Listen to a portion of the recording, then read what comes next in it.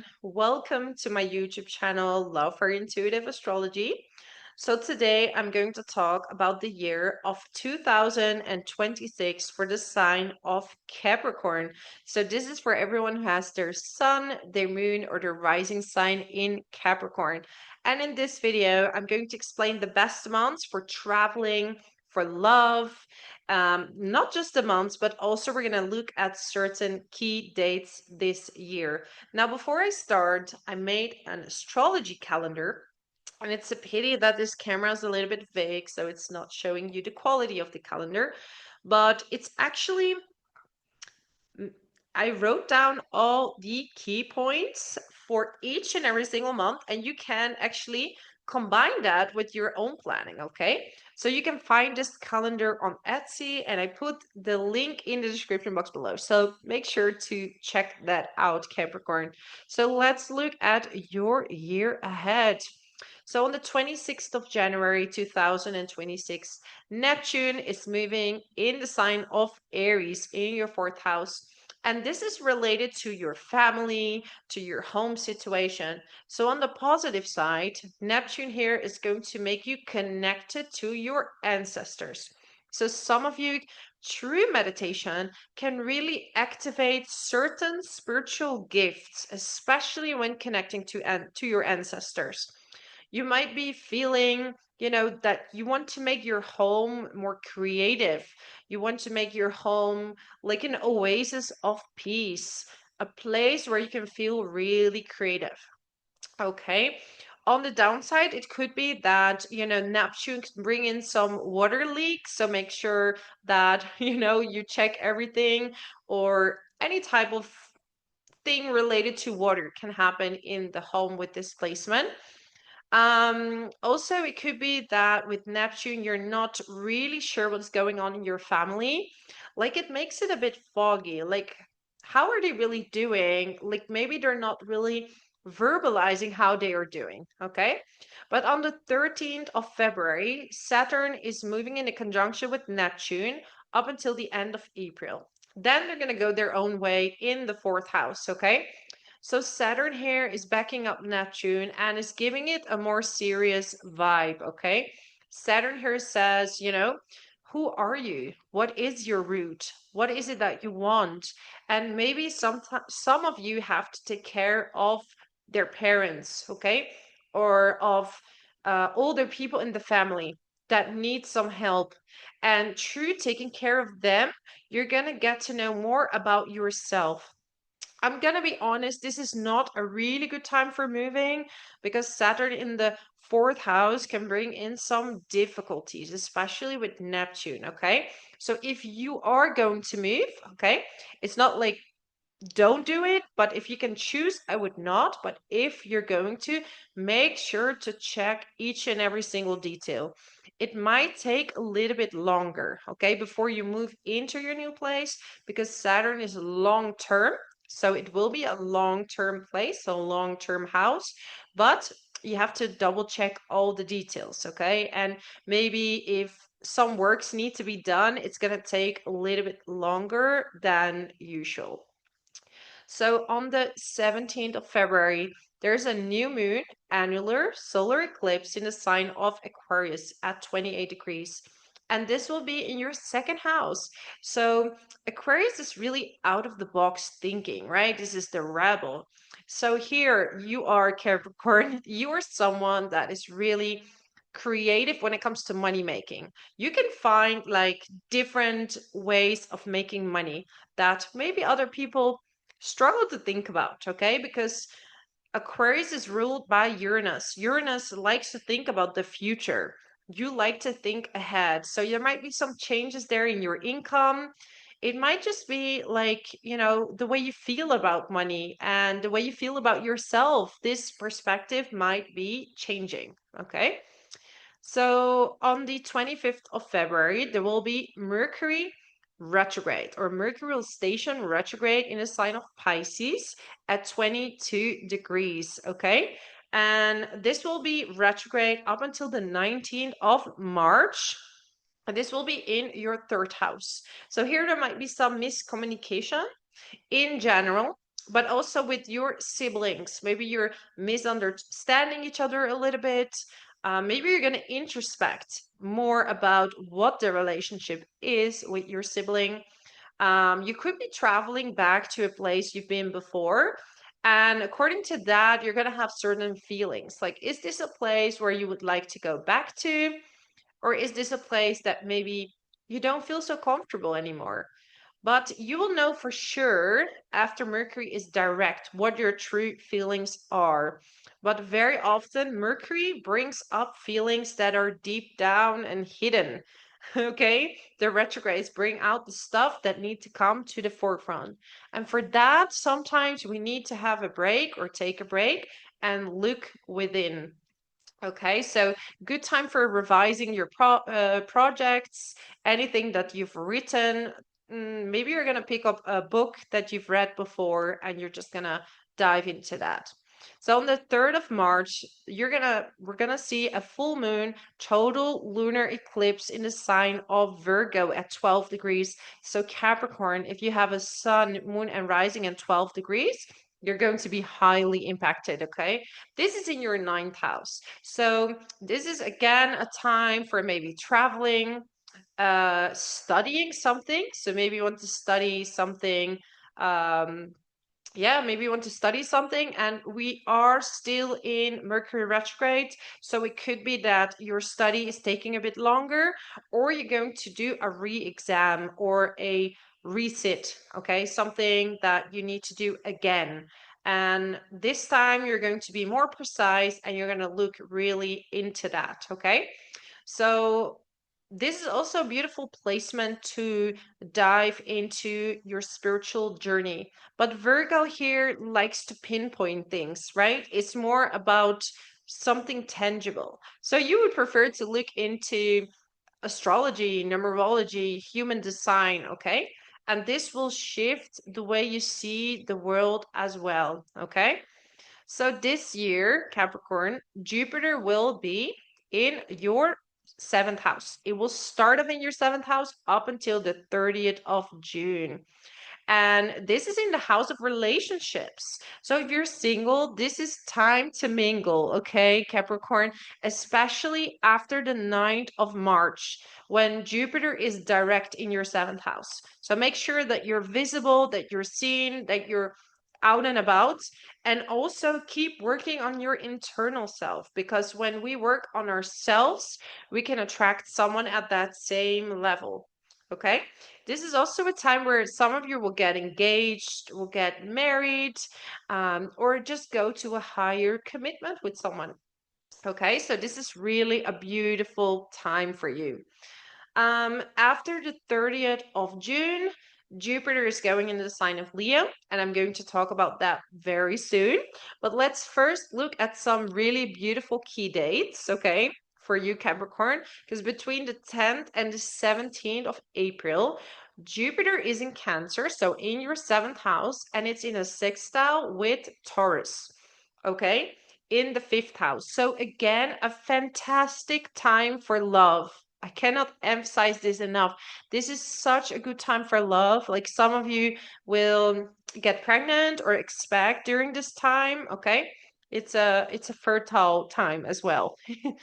So this is about also about maybe doing creative projects together with your partner or just having a lovely time together. But if you're single, go out, especially between the 10th and the 17th. And then once again, a really beautiful time would be between the 1st and the 19th of June, because Jupiter is conjunct Venus. And up until the 12th, it's going to be together in Cancer in your seventh house. So beautiful time for love, okay? Fantastic time for love, for business partnerships, one-on-one. You know, if you're working with clients one-on-one, this is also a fantastic time, okay? This is your time for love, Capricorn. So make sure that you're visible. Because if you're staying in the house, it's going to be more difficult. Okay, it's not impossible, but it's more difficult. So make sure that you're in places where people can see you. Then between the 21st of May and the 30th of May, the Sun is conjunct Uranus in Gemini. Now, Uranus went back in Gemini on the 26th of April, okay? And for you, this is in your sixth house. This is related to your health, your routines. And with Uranus in the sixth house, it's going to be very hard to stick to routines. Like, you will prefer freedom. Like, I want to own my own schedule.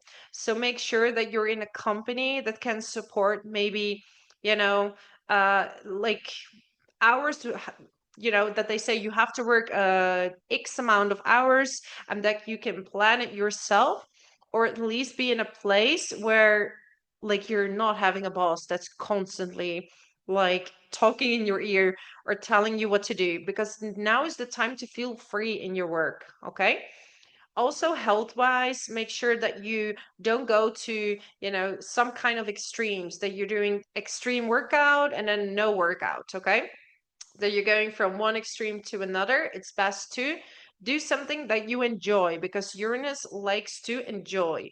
Okay, maybe do something that give you certain skills. Okay, because Gemini is ruled by Mercury. So doing something that gives you skills but also makes you keep moving, like especially air signs like to hike or climb, or do something strategic like dancing, or a sport that you can learn something. Okay, then on the 28th of June, Mercury stations retrograde at 26 degrees in Cancer in your seventh house. So this will be up until the 22nd of July. So here there will be a little bit of miscommunication with your partner. Okay. So when I told you about marriage and all these things, usually not very recommended during Mercury retrograde unless you have that in your natal chart. Okay, so if you can avoid those days, it would be better to do it before, because there's such beautiful timings before for you. Okay. Um, yeah, so miscommunications in business partnerships, romantic partnerships. And on the 30th of June, Jupiter is in Leo in your eighth house. So this is more about finances of your partner, joint finances. Okay, so money might be coming in through you getting married. There could be some investments coming in, like someone wants to invest in your skills, because Leo is very passionate and skilled, right? And there might be someone that's really drawn to what you're doing, and they're saying, you know what, I want to invest in your company, or I want to invest in you as a person. Okay, so you will see that wealth could be coming in through other people, through institutions, like, maybe some mistake was made with some paperwork and you're getting money back. Okay, you're getting some money back, and this is really positive for you. Tax returns, getting taxes back, or, some money from an insurance, all those things. And if you are in an eighth house kind of job, like you're an intuitive, or you're a doctor or a nurse, or you work in a nursery home, right? You're working with death in a way, psychology, right? Mental death and rebirth, or literal death, then yes, you will see growth in your business, and I don't like to say that, but I have a huge respect for people that take care of others in such tremendous times. Like, honestly, I have very much respect for that. If that's your work, you're doing something, helping people transition is not easy. So my huge respect is there. Okay, so then we go to 29th of June and 12th of July. Okay. Mars conjunct Uranus in your sixth house. So watch your health. Okay. This is quite a warning. Like, don't overdo things. Okay. Don't overwork, because you might experience anxiety around this time. Okay, anxiety, headaches, accidents. So make sure to stay calm. Don't shout at your colleagues. Okay, you might be so irritated with your colleagues that you're gonna just like explode. So watch out for that. Okay, come home and scream, and don't try to not hurt anyone in the process, because yeah, there is a bit of um irritational energy going on, and everyone's gonna feel it in a different house. Okay, So between the 19th of June and the 17th of September, Chiron moves in Taurus. Taurus for you is in your 5th house, okay? You're going to especially feel it if you're an early degree Taurus, okay? It's going to be trining your sun, moon, and rising. So sometimes you feel like, oh, are my skills good enough? Should I change something? Maybe some old pains regarding your childhood might be coming up. And with Chiron, they say, I can't heal this within, but I can give advice to other people. Okay. Now this is a transiting Chiron, so it's not it's not staying with you forever. Okay. There is a way to heal that. It's just that these feelings might be coming up for you to heal. And when you heal that and go through these steps, you can help other people as well. You might feel like you're losing money through your children. Maybe they need to go, nowadays they have all these trips and all these expensive things that need to be paid. And you could be feeling like a little bit scared, like, I'm losing this money and we really need this, but I also want the best for my children. So there could be some difficulty in that area as well. Okay, so know that you are worthy of money, worthy of, um, embracing your inner child as well. This is really important. Okay. On the 12th of August, we have a new moon, total solar eclipse in the sign of Leo at 20 degrees in your 8th house. Okay. So, 8th house is also transformation. So, some big transformation can happen here. Okay. So, Leo is about, again, children. It's about creativity. It's about, because when a Leo, this energy does not feel accepted, it's going to fall asleep or it's going to be angry. And I'm not going to do anything anymore. So you're going to have to look at where in your life you don't feel very appreciated and what cycle can you break in order to break free of that. Okay. Lucky breaks when it comes to money. So money could be coming in. You could see result of certain investments as well. Like you made certain investment and stocks and all these things, and it might be coming back. Same with Jupiter in the 8th house, right? Could be lucky break when it comes to money. Just be careful when the south node is coming closer to Leo. And I'm going to explain you why. Because on the 18th of August, the north node is shifting from Pisces to Aquarius. That means that the south node is not in Virgo anymore, but it's moving in the 8th house in Leo. Okay. Now you have the north node in Aquarius in your 2nd house. So you're going to find all these creative ways to make money. Okay. Just don't fall for like really easy money scams. So you have to do a lot of research before you invest in something. But I would recommend you to do it before the south node is going to join with Jupiter. Okay. And if you do that, make sure that you do a lot of research if you do it after. Okay. So on the 28th of August, there's a partial lunar eclipse in Pisces at 4 degrees. Okay. And this will be in your 3rd house. So here again, you're going to have this super inspiration. The way you speak might be, again, a little bit, because we do have Mercury squaring Uranus on this eclipse. So it might be that you're shocking a bit of people, but it also inspires others to maybe think out of the box as well. So there's some really there's like a poetic rhythm to your words around this eclipse. It's also time to reconnect with your siblings or going on a little trip. Like some of you want to travel and want to go and visit some museums or treat yourself with a spa, because we're talking about Pisces, which is water. So go to the water, go to a river, just relax, take a bath. All these things will really help during this eclipse. Okay. And on the 2nd of October, we're going to have Venus retrograde in Scorpio. This is in your 11th house, and it will be in Scorpio up until the 25th of October. In your 11th house, this is about friendships. So here you will see the imbalance that is there in your friendships.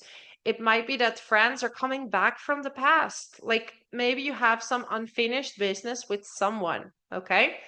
or love is becoming more like a friend. Okay, used to be love, now becoming more like a friend. Make sure that you really can do that. Okay. But here it's really also about organizations, like the people that you hang out with, the groups, the community. Are these people still where you are at in your life? How do you want to be valued? It could be some money issues with friends as well. Not a great time to give money to friends if you don't want to give it. Okay, if you want to, it's fine. But if you're not sure, then maybe it's better not to. Up until the 12th of November, Venus retrograde will be in Libra, okay? This will be in your 10th house. So this is more about your work. Now, with Libra in the 10th house, like some of you work with a partner or have a business partner, okay? So there might be something that needs to be figured out between the two of you, okay? Maybe some money, things about money, like you have to talk in business about money. You need to listen to your feelings. Like, do you feel undervalued? Do you feel the other person does more, you do more? And you're gonna have to talk about that. But generally speaking, here you're gonna maybe have some either problems with money and your career, or you're going to feel like, I don't feel very valued in the place that I'm working now. And you're going to find the reason for that. So anything coming up is there to be resolved. If nothing comes up, I always say, then there's nothing to be shown to you. Okay. The retrogrades are just an opportunity for you to grow spiritually. Then on the 23rd of October, Mercury is stationing retrograde in Scorpio. So it's going to match up with Venus at some point, okay, in your 11th house. So definitely friendships and, maybe some problem with organization, some miscommunication as well happening. Like if you're networking, they maybe don't understand you quite right. Okay. And there might be some miscommunication happening, some gossiping among groups, and just, be aware of what you want to share and what you don't want to share to your friends around this time. Okay. So on November the 4th, we're going to have Mars, Jupiter, the South Node in a conjunction, all in Leo. And this is quite a difficult placement to pinpoint, right? Because the South Node is kind of gathering everything from the past and past lives. And Jupiter can give luck from past lives, okay? But Mars gives competition. So even if you get luck and you get income and there is money coming in for you and you got married or something like that, there could be some jealousy coming in for you as well. And you have to see how you're going to deal with that, okay? So, or there could be some struggles about how you're going to divide the money, okay? How much you want to earn yourself, how much your partner wants to earn. So you're going to have to talk about the division of money, okay? If you have any debts or anything like that, you can pay that off by earning your own money, okay? Like I know most people have a job, but in some cases, you're going to have to find also creative ways, because the North Node is in Aquarius. Aquarius is creative. So finding creative ways of making more money for you. And you're going to make that work because Jupiter is on your side, okay? So here we go, Capricorn, with the best months for career, for love, for traveling. So best months for career are May, June, September, and October. For love, the best months, and I mean really, you have the best months for love, Capricorn. January until July. Traveling, February, March, August, September. Moving, March and April. Money, January, February, June till the end of the year. So there's a lot of money opportunities coming in for you. Health, May and June. Okay. So that was my message for you, my amazing Capricorn. Thank you so much for watching. Now, if you want to support my channel, subscribe to it, share this video with your friends so more people can take into account next year's astrology. Leave a comment below how this resonates with you or what your plans are for next year. And also have a look at my calendar. You find the link in the description box below. I so appreciate you, Capricorn. I'm wishing you the best year ever, full of love. Okay? Bye bye.